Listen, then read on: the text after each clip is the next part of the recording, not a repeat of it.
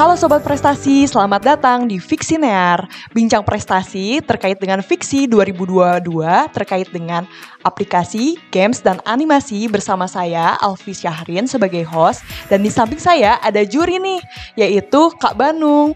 Halo Kak Banung. Halo. Boleh diceritakan nih keseharian selain menjadi juri itu seperti apa ya Kak? Oke, perkenalkan nama saya Bandung Grahita. Salah satu juri dari bidang aplikasi, games, animasi dan video. Sebenarnya ada video di sini juga, jadi nggak cuma animasi ya. Nah, keseharian saya selain ya kalau sekali-kali jadi juri di sini, tapi lebih banyak sebenarnya saya juga akademisi di DKV ITB, tapi juga kemudian praktisi ya.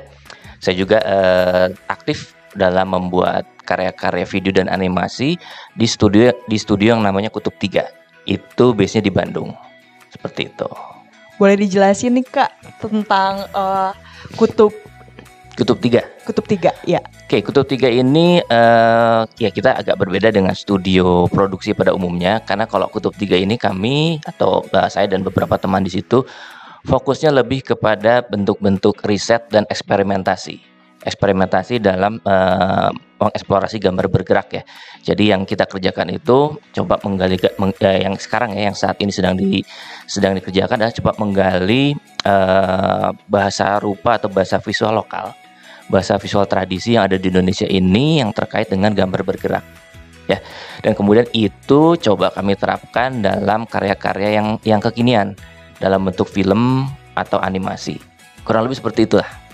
Wow, hebat banget. Berarti budaya Indonesia ini tuh tidak hanya sebatas cerita-cerita doang ya, tapi juga bisa dianimasikan dan juga dikembangkan dengan teknologi-teknologi yang ada dong ya Kak. Bisa banget gitu ya. Karena kan makanya kita ambil istilahnya gambar bergerak. Karena kalau kita bicara film atau animasi memang sejarahnya dari luar. Tapi begitu kita bicara gambar bergerak di Indonesia itu banyak. Jadi dari zaman tradisinya memang orang-orang leluhur di Indonesia ini sudah coba mengeksplorasi bagaimana membuat ilusi gerak dalam gambar. Nah, itu yang kita coba gali dan itu coba kita kembangkan lagi dengan media yang lebih modern. Nah, kurang lebih kayak gitulah. Baik, untuk jurinya sendiri selain ada kakak, ada siapa aja nih Kak? Lalu latar belakangnya seperti apa? Oke, kalau di bidang aplikasi, games dan animasi plus video gitu ya. Di sini kita ada 4 orang juri ya. Karena memang bidangnya sebenarnya penggabungan dari 2 bidang yang cukup berbeda. Ada aplikasi dan game yang sifatnya interaktif. Kemudian ada bidang audiovisual, animasi dan video tadi yang mungkin sifatnya lebih ke linear naratif gitu ya, bercerita dengan linear. Sehingga di sini ada 4 orang juri. Yang pertama ada saya, kemudian nanti yang kedua ada Mas Chandra. Mas Chandra ini ahli di bidang interaction design, salah satu akademisi juga dari ITB, dari FSR ITB. Kemudian ada Mas Faikar. Mas Faikar ini praktisi videografi, ya, banyak bikin video-video, film dan video, plus mungkin motion graphic dan animasi juga beliau mengerjakan. Mas Faikar ini salah satu profesional di bidang video dari Amfibi Studio. Kemudian yang terakhir, yang kalah hebatnya adalah Pak Hendy Hertiasa. Beliau juga akademisi dari DKV ITB, FSR ITB, plus juga seorang praktisi desainer grafis dari Gagas Kreatif, seperti itu. Wah, jurinya banyak sekali dan sangat profesional ya Sobat Prestasi, yang pastinya akan setiap penilaiannya, lalu juga semua prosesnya tuh akan diproses secara profesional. Jadi jangan takut nih Sobat Prestasi untuk ikutan. Pastinya banyak banget pengalaman yang bisa diambil seperti itu. Oh iya Kak, terkait dengan bidangnya kan ini berbagai macam ya Kak. Ada aplikasi, games, dan juga animasi. Nah, boleh nggak sih Kak dijelasin setiap penekanannya tuh harus seperti apa sih Kak untuk setiap bidangnya itu? Ini bidangnya cukup unik ya. Jadi sebenarnya bidang ini awalnya hanya aplikasi dan game. Kemudian mulai dari tahun lalu memang dalam bidang ini kemudian digabungkan 2 bidang lain, yaitu animasi dan video. Intinya kami melihat ya di sini bahwa dalam dunia digital sekarang, dalam dunia industri kreatif ya, kreatif digital, banyak bidang-bidang yang sudah mulai dimasuki oleh teman-teman SMA nih. Kalau aplikasi dalam game memang sudah terbukti ya dari beberapa penyelenggaraan fiksi, tapi kita melihat sekarang ini sangat marak ya kalau kita nonton YouTube, nonton TikTok, lihat Instagram, teman-teman SMA ini sering bikin ya kalau istilahnya sekarang konten kreatif gitu ya. Bentuknya video, bentuknya motion graphic, bentuknya animasi, dan kita ngeliatnya keren-keren gitu. Nah, ini adalah yang kita anggap satu potensi yang kayaknya memang sangat mungkin dikembangkan oleh anak SMA, sehingga kemudian bidang animasi dan video ini kita tambahkan ke bidang yang sudah ada, aplikasi dan games. Jadi harapannya dengan bergabungnya dua bidang baru ini, animasi dan video, maka peluang partisipasinya makin marak nih, makin besar nih buat teman-teman SMA. Nah, kurang lebih seperti itulah. Untuk kriteria penilaiannya sendiri, apakah harus ada masalah yang diselesaikan, lalu sisi entrepreneurnya tuh seperti apa ya Kak?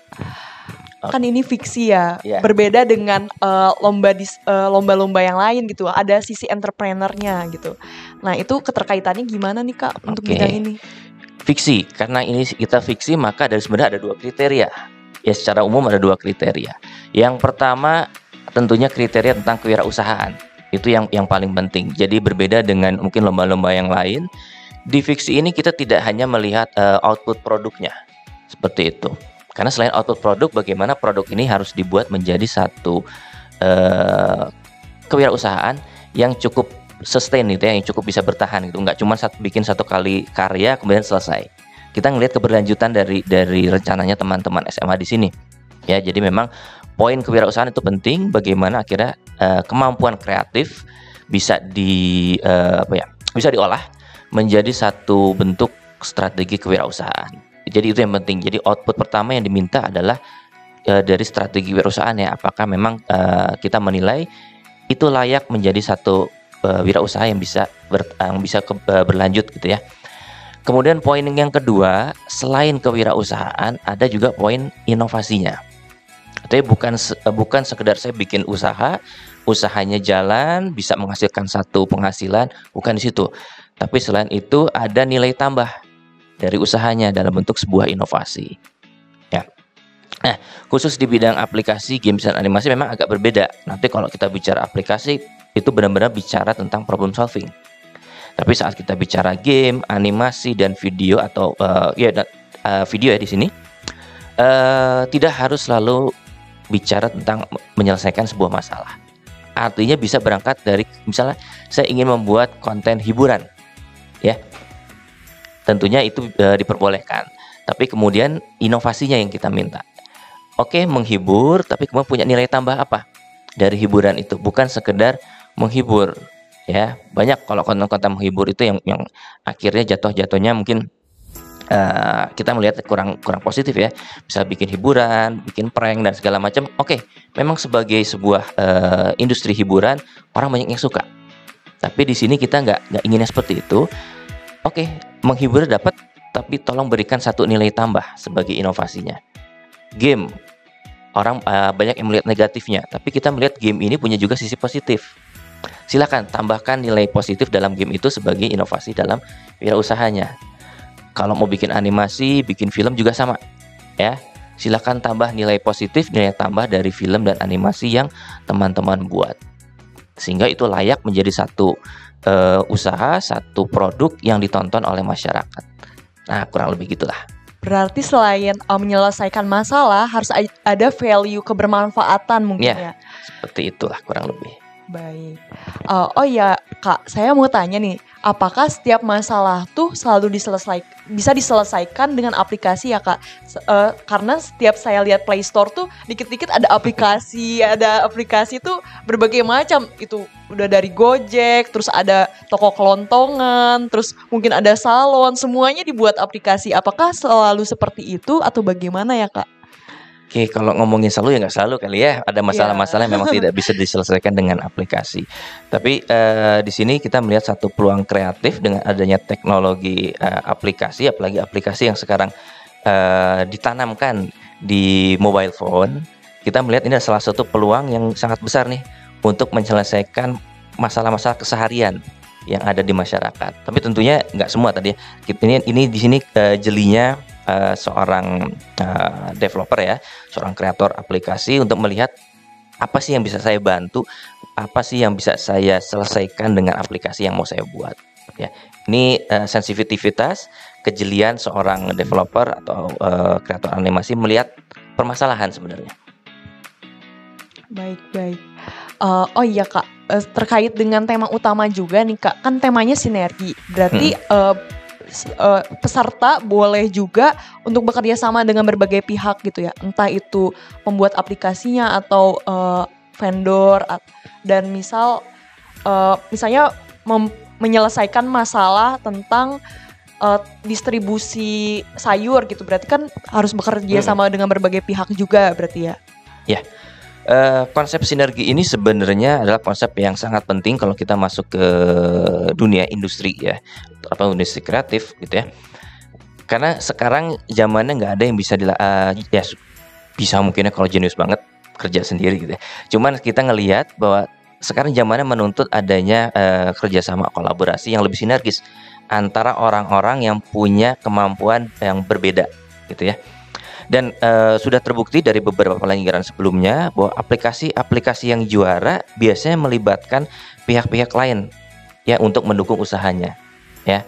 Jadi memang tadi misalnya ada yang waktu itu ada yang juara, dia menghubungkan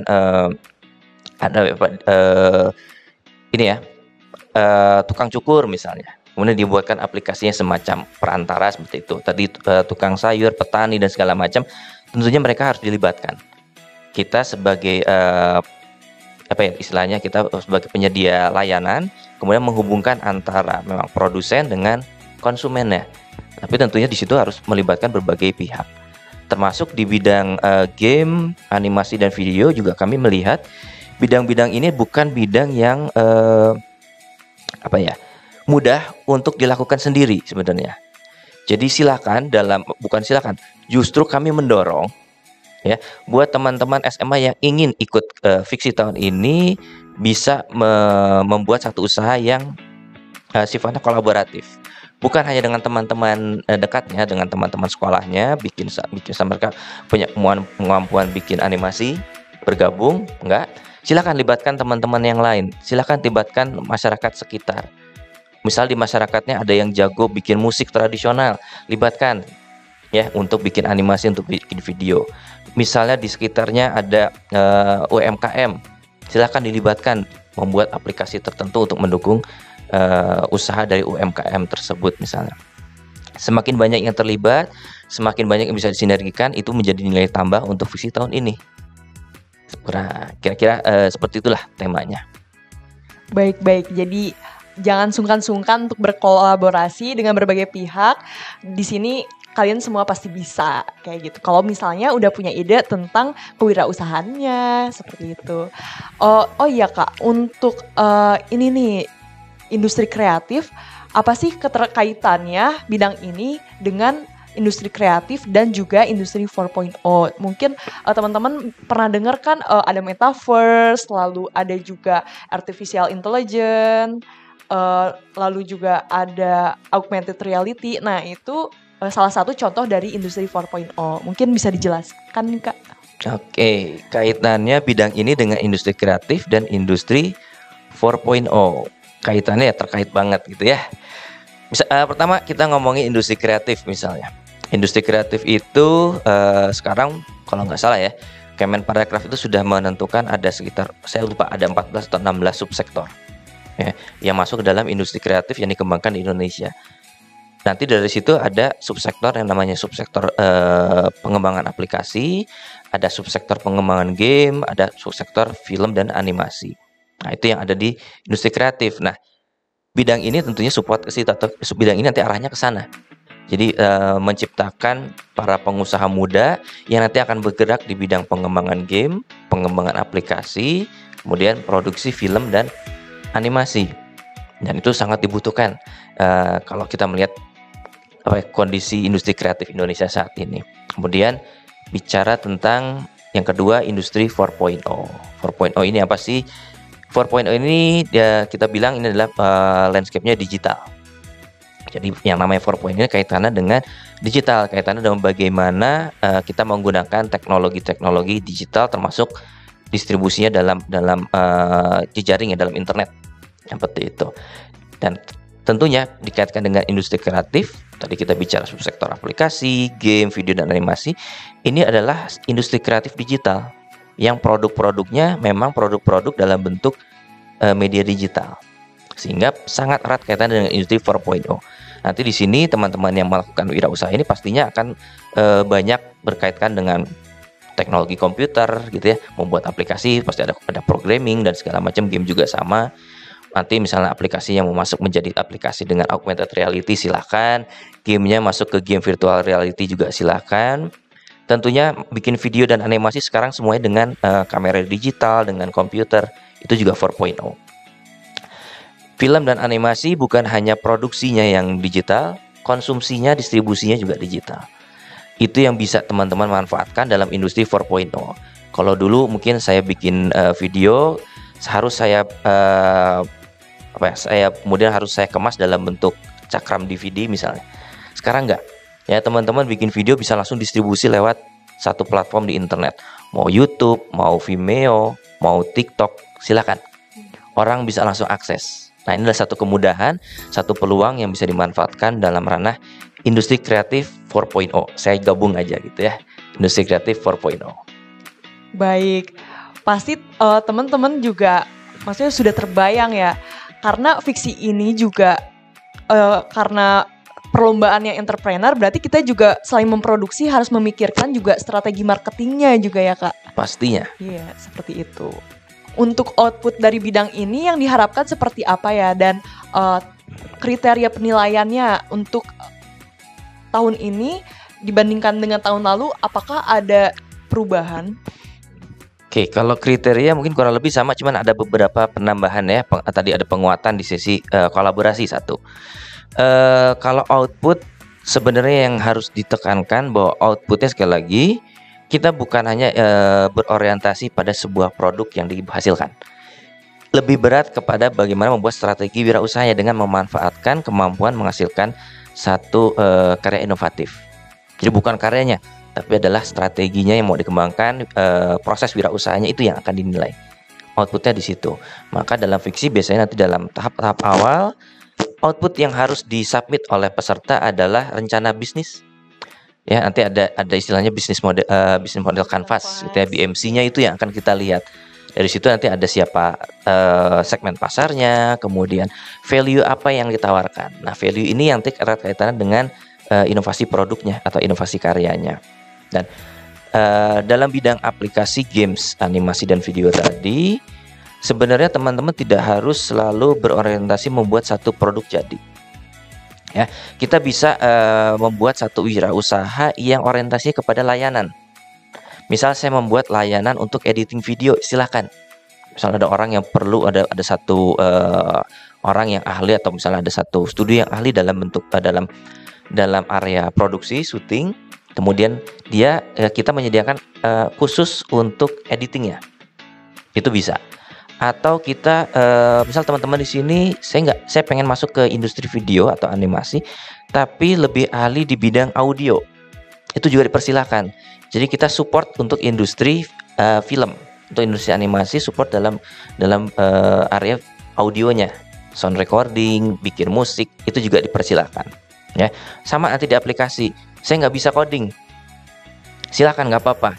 Tapi misalnya teman-teman jago membuat aset grafis untuk interface, untuk antar mukanya, diperbolehkan juga. Ya, yang penting bagaimana teman-teman bisa menghubungkan kemampuan yang dimiliki, potensi yang dimiliki dengan orang-orang yang tepat, ya, sehingga menjadi sinergi. Nah, itu yang tadi kita bilang tema sinergi, tema kolaborasinya.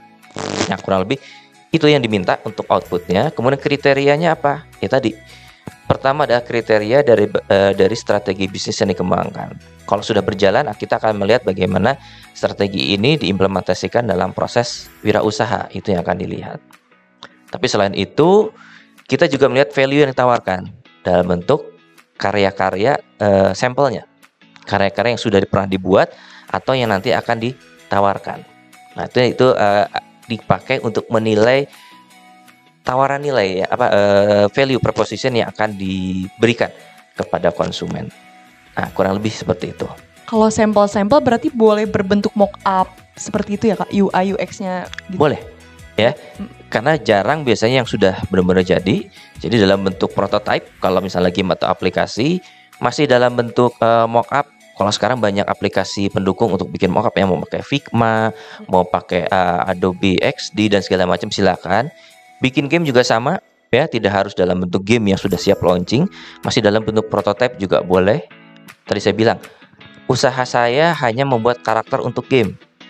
Maka bentuk outputnya atau contoh-contohnya hanya dalam bentuk desain-desain karakter untuk game, dalam bentuk aset-aset digital untuk game.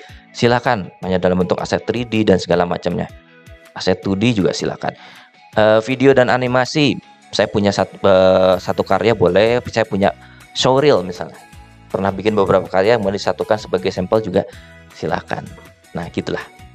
Berarti yang terpenting tuh ide dan strategi bisnisnya gitu ya. Untuk implementasinya kalau udah tahu potensi pasarnya, itu bisa aja gitu ya kita berkolaborasi dengan pihak lain gitu ya Kak. Ya. Kolaborasi itu justru yang didorong, tapi yang paling penting adalah teman-teman bisa mengembangkan satu strategi. Kemudian di dalam strategi itu ada tadi ya, strategi yang selalu diingat, poin tawaran nilai ya, value proposition, dan itu harus dibuktikan. Nah, buktinya, cara membuktikannya gimana? Cara membuktikannya lewat sampel-sampel karya. Ya. Dan harus teruji juga ya, berarti harus teruji, ada analisisnya. Mungkin bisa pakai tools survei pasar mungkin ya. Boleh, silakan. Pakai data-data untuk bikin pertanyaan ke customer, contohnya seperti apa gitu ya. Oke, baik. Mungkin Sobat Prestasi dari pemaparan Kak Banu sudah cukup terbayang ya, dan mungkin sudah siap juga nih untuk daftar fiksi besok tahun 2022. Mungkin untuk penutup Kak, boleh nih disampaikan harapan, pesan, dan motivasi untuk calon peserta fiksi 2022 seperti apa? Oke, tadi harapannya ya dari setelah nonton ini bisa daftar, nggak usah besok, beres nonton daftar gitu ya. Harapannya kita pengennya makin banyak teman-teman yang termotivasi, semangat ikut ini, makin keren lah ya. Dan kami yakin bidang ini, aplikasi games, apalagi sekarang ada animasi dan video, adalah bidang yang ya sekarang kita bicara teman-teman adalah generasi digital natif ya. Ini adalah hidupnya teman-teman. Ini adalah kesehariannya teman-teman SMA. Ya, main aplikasi, main game, nonton video, bikin video, bikin animasi, ada keseharian. Jadi silakan ya, manfaatkan apa yang memang dekat dengan teman-teman ini untuk untuk dikemas, diolah lagi menjadi satu usaha yang tentunya akan bermanfaat bagi teman-teman sendiri ataupun bagi masyarakat sekitar. Itu harapannya. Mungkin pesan saya, ini catatan dari penyelenggaraan tahun lalu ya. Sekali lagi, usaha itu penting, strategi usaha itu penting buat dihadirkan, tapi tolong bisa benar-benar menyatakan tawaran nilainya apa ya. Ada kita inginnya ada inovasi, artinya ada satu kebaruan, ada ya, mungkin kalau benar-benar original susah, tapi kita menginginkan ada sesuatu yang otentik ya. Otentik ini artinya unik, berbeda antara saya seorang kreator film ya, kreator animasi, dengan teman saya yang sama kreator animasi. Kita punya perbedaan, kita punya hal-hal unik yang ditawarkan. Otentisitas itu yang diinginkan ya. Dan dalam fiksi tahun ini tadi kita bertema sinergi. Artinya sinergi ini salah satu peluangnya adalah bagaimana mencari satu yang otentik dengan memanfaatkan apa yang ada di lokalnya teman-teman ya. Jadi antara lokal saya dengan lokal teman saya beda kota, pastinya berbeda. Dan kalau itu benar-benar bisa diangkat, dimanfaatkan, maka akan menjadi sangat otentik. Nah, tolong itu dimanfaatkan. Jadi benar-benar menggali potensi lokal yang ada di sekeliling teman-teman, permasalahan lokal, ya, kreativitas lokal, apapun yang ada di lokal teman-teman di sana, diangkat, dimanfaatkan, kemudian dijadikan satu karya yang benar-benar otentik. Itu mungkin pesannya. Itu juga menjadi nilai plus dan juga keunikan bagi bidang ini gitu ya, untuk jadi penilaian tambahan seperti itu. Oke Sobat Prestasi, sekiranya sudah cukup informasi dari kami nih. Jangan lupa ya untuk mendaftar Fiksi 2022 dan jangan lupa pantau Instagram dan website Puspresnas. Sampai jumpa. Sampai jumpa.